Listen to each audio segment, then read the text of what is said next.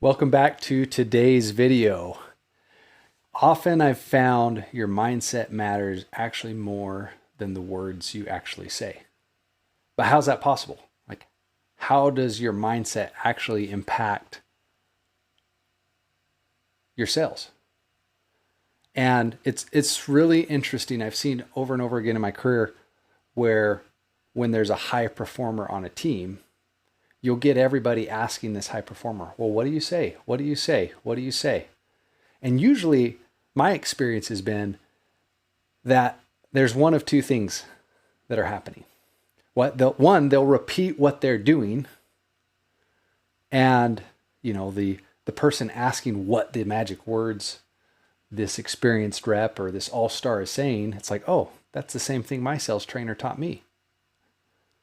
So how come things aren't working for me? And of the two things I found it usually comes down to is one, they're not putting in the time or reps necessary to have success. Right? I remember seeing this exact thing play out once. They ask about what's being said in a meeting I'm in. The rep tells the other rep everything he's saying. Oh, that's the same thing the sales managers told me to say. And then he asks, okay, well, when do you work? What are your hours? What schedule do you work? And then the person who was asking, what are you saying, eventually said, oh, you're just working way more than I am. It's like, well, duh, that's part of it, right? And then the other half is you can have all the right words, but do you believe in what you're saying? Do you believe in yourself? What is your mindset about all this? Do you carry your baggage with you into sales conversations, or do you show up free? So your mindset totally matters.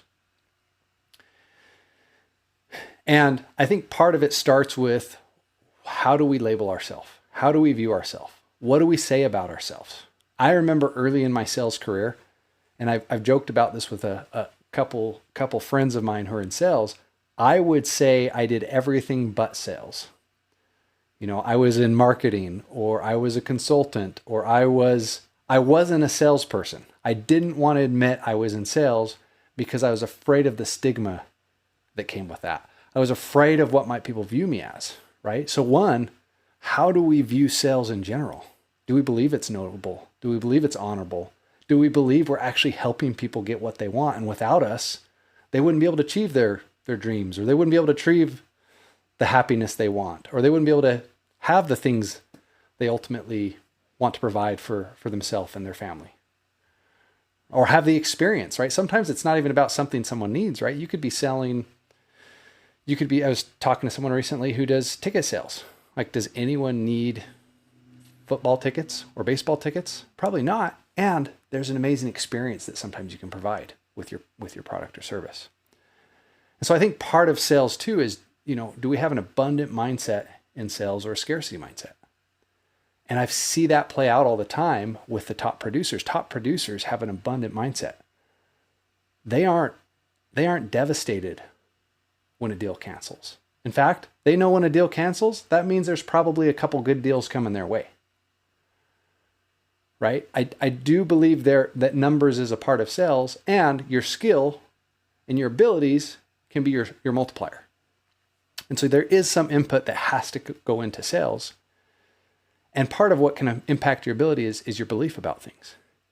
If you believe there's always another person out there, if you believe, hey, I've only got to get in front of this many people to find the one that wants what I have. That's such a different mindset than someone who goes, I don't know if anyone wants this. I'm not sure if anyone would buy this. I'm not sure if I can find the person who's out there looking for what I have. And so really, there's so much power in the belief that there are people out there, and it will lead to you taking action and being bold and saying what a prospect needs to hear. And so part of having a good mindset is also having some self-awareness, recognizing that you have strengths and weaknesses, knowing what those are, knowing the skills that you can lean on and where you can really make a difference for people. And then also knowing, okay, where's the areas I've got to work on? Where are the areas I have to get better? It's the importance of having a sales trainer. That's the importance of role playing, the importance of working with others, the importance of recording yourself or recording your sales calls or recording your sales conversations and then watching those back. It's really confronting to do that. And if you don't have a growth mindset, if you're not looking to get better, you won't. Often, the sales reps I see who get the best, the quickest in sales are the ones that when they walk away from a deal that doesn't close, maybe even a deal that does close, they're asking themselves, what could I have done better? What could I have said different? How did this experience compare to other ones? What were other scenarios, or where in my sales presentation or where in my sales prospecting am I hearing the same objections come up? Right? So part of having a growth mindset is being aware enough to realize there's always work to be done. You can always get better. I don't believe there's a sales trainer out there who's perfect. There isn't. And the best are continually looking to improve every day, continuing to go on the climb, continuing to go on the journey. And if you're going to be successful in sales, you have to have a growth mindset. You have to recognize that if you're not working on getting better, you're going the opposite direction.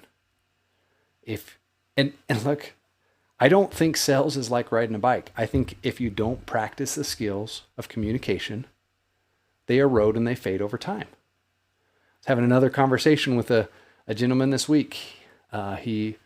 He has grown in his role, and where he went from doing a lot of individual sales, now he has a lot of reps and people that work under him in his network. And he made the comment that I'm not as good of a salesman as I used to be because I don't have the practice and the reps quite as often. And so if you want to continually get better at sales, you have to continually practice. That takes a growth mindset.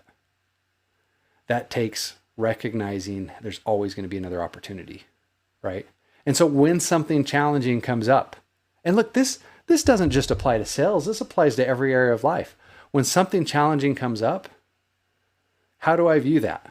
And I love the idea that I'm either going to win or I'm going to learn.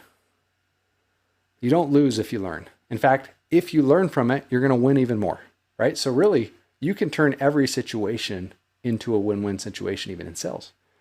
If you don't close that big deal, what are you going to learn from it? What are you going to learn so that the next time you come into that same scenario, you're going to be better and you're going to be ready for it? Like, that's the idea of the everyday sales leader, is every day we're continually working on getting better and getting and improving. The reason I know my channel's still pretty new and I don't have a lot of listeners, and for those that are tuning in frequently and often, I appreciate you so much. If you're not a subscriber yet, please like the video, comment, subscribe. I'm still figuring out this YouTube algorithm, and so let's do whatever we can to get this out in front of more people. And the reason I posted a quick video every day is because I don't believe it's reading an entire sales book on a weekend that's going to make you great at sales. I don't believe it's,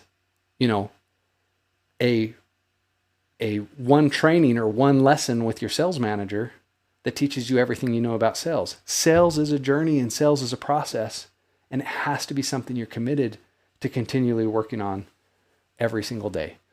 A really good friend of mine, his name's Zach. In fact, if you're in the solar industry or care about solar, follow his channel, Zach Solar. He shares a lot of good stuff about the solar industry for those that might be interested.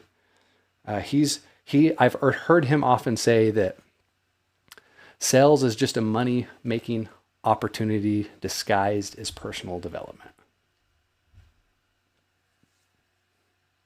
Sales is a money-making opportunity disguised as personal development.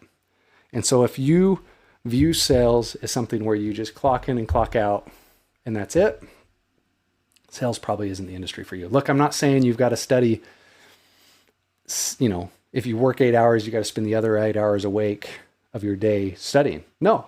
And it can make a huge difference listening to a podcast, going to the gym, hearing some sales training, watching a couple YouTube videos each morning before you go out, reading books throughout the year that help you focus and improve on your sales ability. And so really it comes down to having a good mindset, And look, the mindset you can establish and create in sales, what I love about it is it doesn't help you just win in sales, it helps you win in life. I'm Drew Norton, the Everyday Sales Leader, and this is your daily dose of sales inception.